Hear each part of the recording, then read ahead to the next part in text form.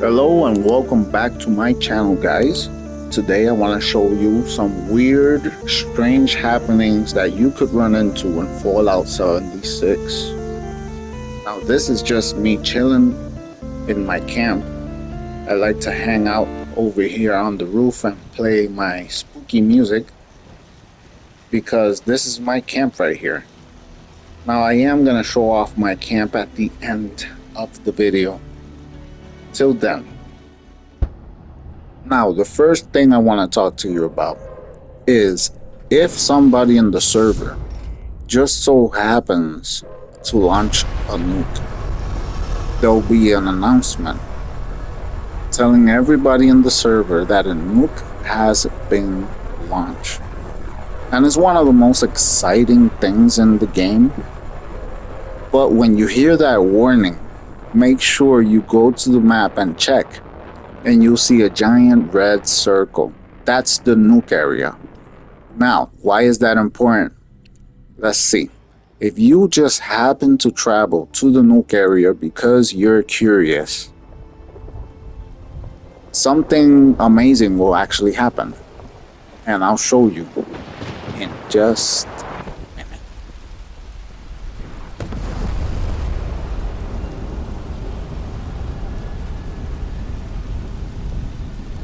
It's beautiful in a way. This is one of the most amazing things and very unique to Fallout 76, that players could launch nukes throughout the map. I know no game that does this, but this game does it and does it well. It looks amazing and it never stops impressing me in how it looks. Now, why is this important? Not only is it amazing to look, but if you just happen to be in the blast area, you're gonna die. You're gonna die immediately. You will not survive. You gotta be outside the red circle. Red circle we saw in the map. You gotta make sure you check the map and you're not inside that circle. If you are, make sure you get out of there quick, because everything in it, including your camp, will be destroyed. So make sure you take your camp out of there as well. The good thing about nuke areas is that you could go in and find a lot of radiated flora for crafting. Very rare material you could only find in these nuke areas. Another warning, don't go exploring inside a nuke area if you don't have a radiation suit or power armor. You will die to radiation, and you will die pretty damn quick. But that's just the first tip that I gotta tell you guys about this amazing game. Here's another tip for you. Everything you run into the Fallout world, everything you run into is a potential danger. As you can see right there, that's a hidden hermit crab. And it was obvious here because it's in the middle of a field. But sometimes they're in the highways and parking lots and in places you would not expect. So this is a very deadly creature, especially if you're new to the game. It will catch you by surprise because you won't know it's there. And it's pretty hard to deal with unless you're high level. Just giving you a warning of one of the many dangers you could run into in this amazing world. To be self-evident that all Americans are created equal and are endowed with certain unalienable rights. There's many places that you could run into crazy monsters. You'll be minding your own business, and hidden in plain sight, you will see something strange anywhere you are, and you do not know what you're gonna run into at any time. This right here is a perfect example of me just questing around and running into a very, very dangerous creature known as the Murloc Queen. Now this creature for sure, you can see the damage I'm doing is very little. This creature for sure is a very powerful must run away from creature, especially if you won't have the right weapon to take it down. I suggest you be at least level 80 or at least be pretty confident in your damage or build to take on such a creature. It's always surrounded by a lot of Murloc Kings and a lot of Murloc Crabs, but it's not impossible to kill. You just have to be higher level. It's one of those, if you see it, better take it safe and get out of there, especially if you're new to the game. The amount of crazy random encounters you could have in this game. Right here, we ran into the cult of the Mothman, worshipping the Mothman itself. We're just wondering, and all of a sudden we run into this ritual going on. And then we see him himself, the Mothman. He's right there. That's a very rare creature. One of those very dangerous creatures as well. You really want to avoid this one. And as you can see, it's super fast. You gotta be ready at any moment. But not one of the hardest creatures to kill, but dangerous either way. It's very entertaining encounters that you run into. The encounters itself, the random encounters you run into this game, just keep the game so fresh and alive. I do gotta say that, like the amount of random crazy things that happen is one of the parts to really enjoy this game. Now here's another one, the Blue Devil. If you just so happen to see a Blue Devil, as you can see right there, just approach it. They're perfectly friendly. You could just approach it and give it a nice pet. They won't mind at all. The Blue Devil is one of those friendly creatures that you could run into in the wasteland. Never run away from a Blue Devil. They're friendly. They probably will give you a hug if you run into them. Now, as you can see from the footage, if you do see a Blue Devil, it should be obvious that you're up for quite a challenge. So approach in your own judgment, at your own risk. But yeah, the Blue Devil, one of those fun creatures you could run into.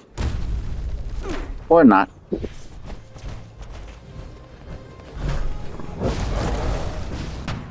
So there's many creatures you could run into. Like the Scorch right here.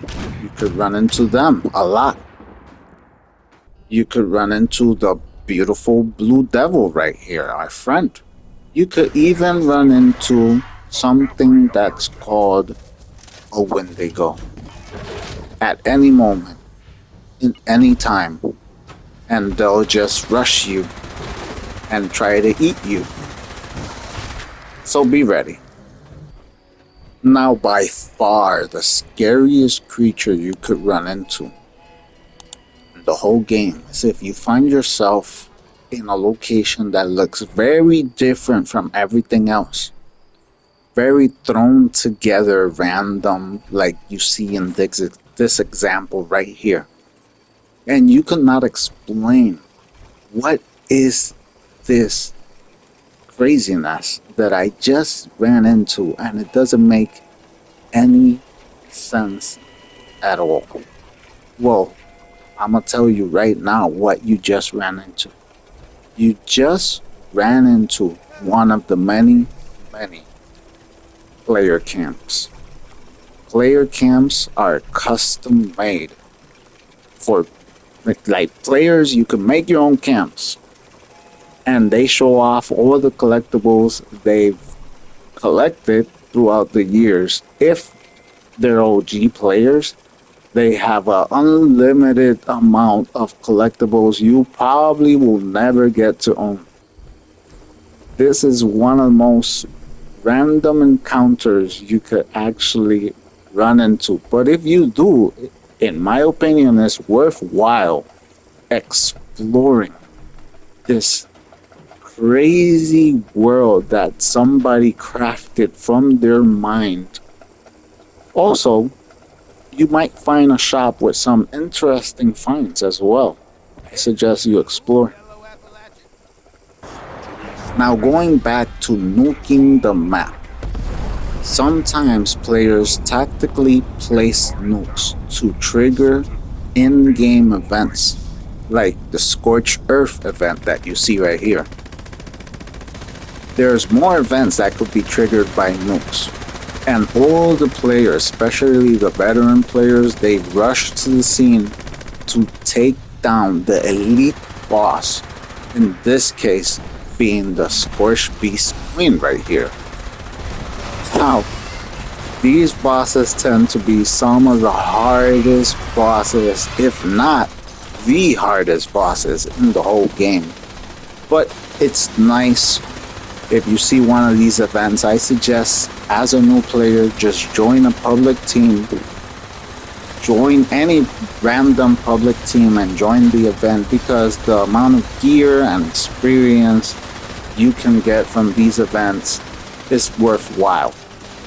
If you happen to die a lot in the event, just stand on the sidelines, shoot from afar, try to survive so you could get XP and some nice loot once the elite players take down the giant menace. Besides participating in an amazing event, you get to be a part of the elite community for a little bit and see, and who knows, they might even help you out with some gifts like stim packs, water, RadAway, or even weapons. Who knows?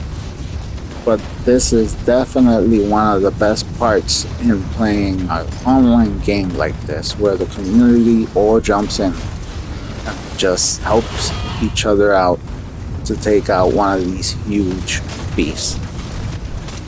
It's definitely worth your time to join these random events. Therefore, when the event is done, you could get not only the loot, but the event completion reward at the end. So it's definitely worth it. Alright guys, so we're here at the end of the video where I promised that I'm gonna show off my camp. So right here, if you can see, I am right here in Flatwoods. This is my camp.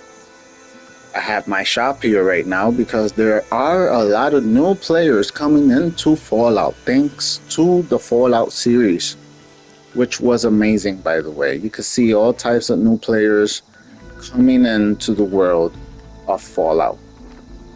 I don't blame them. Okay, so my camp right here, I have this robot over here, which is the corner salesman, and he's selling some of my stuff right here. He's supposed to call people over and then show off the merchandise. Hopefully he does it soon so I don't have to stay here looking at him for an eternity. There we go. He calls you over, then he shows the goods. Put him right here under the lamppost. Now over here is my main camp, which is, I'm a big fan of Nuka-Cola, everything Nuka-Cola in the Fallout universe. So my two favorite things is Nuka-Cola and Vault-Tec. So I combined the two right here in this Nuka-Cola truck. This is my shop. You could go right here and access my shop and buy some stuff. I got a lot of clothing for the noobs so they could enjoy their playthrough. So if you go up these stairs right here, I have my jukebox, all my Nuka-Cola collectibles. I like this camp. It's one of the camps I'm most proud of doing, besides my Nuka-Cola camp. There it is, Pip-Boy himself, with the anniversary clothing. And here we have the anniversary birthday cake. I have my new clothing sealed and ready to go, in case I need more. The anniversary rug. But yeah, I integrated, here's my ammo storage. I integrated everything as much as I can. So if we go back here, this is my workbench area. Here we have my chemist station, my armor station over here, the scrap box, some decorations. Just, you know, a few things. My workbench area back here. Now to explore the backside. Welcome to Flatwoods, home of the Green Monster. So I do have my power generator over there, powered by more Rex. And then right here I have my most amazing Enclave armor and clothing. This is the Enclave clothing I collected, which I love. And this is my favorite Enclave armor, which is the Black Devil. Here you go, Black Devil. I could show it off more, but ain't got time for that. At least not right now. So, my fusion core recharger right here. The Nuka-Cola mystery machine.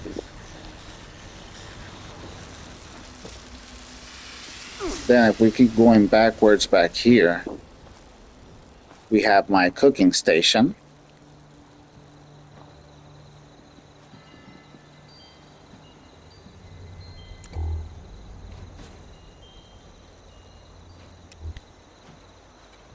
Then back here, we have the Mothman egg nest, protected there by a Mothman plushie. We have the Tome of the Mothman, which was this year's Mothman event bonus. The Mothman lamp with the Mothman shooting range dummy. And then we have the Mothman Shrine, with all the collectibles I have. From the Mothman, of course. And somewhere, walking around besides my Nuka-Cola bot, which collects Nuka-Cola for me, is the Mothman Cultist, which is my ally. Now, oh, there he is. Dude. As you can see, he's wearing Mothman outfit. Full-on collectible outfit right there. Almost looks like a plague doctor. Then my Nuka-Cola robot. This is just my Halloween root cellar, which is just a spooky jump scare house that people could go into and see, check out. But it's basically Halloween based. But yeah, I have a lot of Blackberry all over the place. And then, just in case you were wondering about the weather, if I go up here, okay, I got stuck. Woof. Alright, if I shut the switch off, I turn off those dices. Therefore, you can see my camp in true weather. You can see my camp, and it happens to be nighttime, which is convenient. This is how my camp actually looks without the weather station on, which is basically keeps it in a spooky vibe.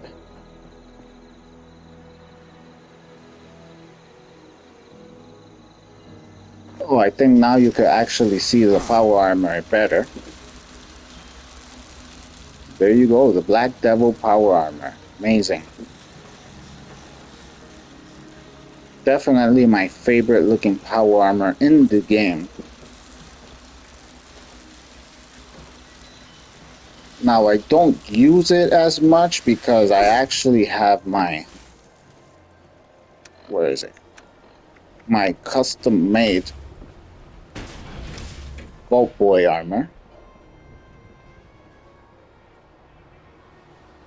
which is definitely I'm full on theme. Full on theme. But if I do switch, I'll switch my clothes as well and turn full on enclave. Because that's just the way I am. I'll roleplay, baby.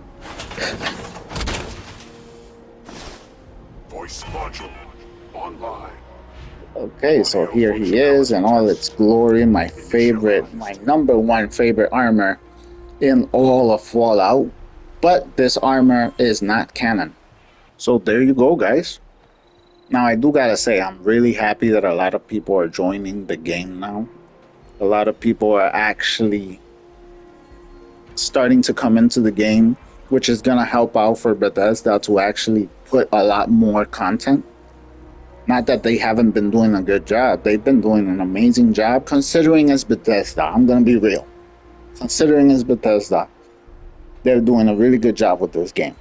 And it's survived so far for all these years, even though it had the roughest start ever. But I'm really happy to see it succeed because I've always been a Fallout boy. And I think I'm gonna be for a very long time. Especially now that the series is out and I'm super hyped to be back here. But yeah, guys, I appreciate you guys for making it this far in the video. I hope you guys are enjoying the game. And I'll see you guys next time. Peace.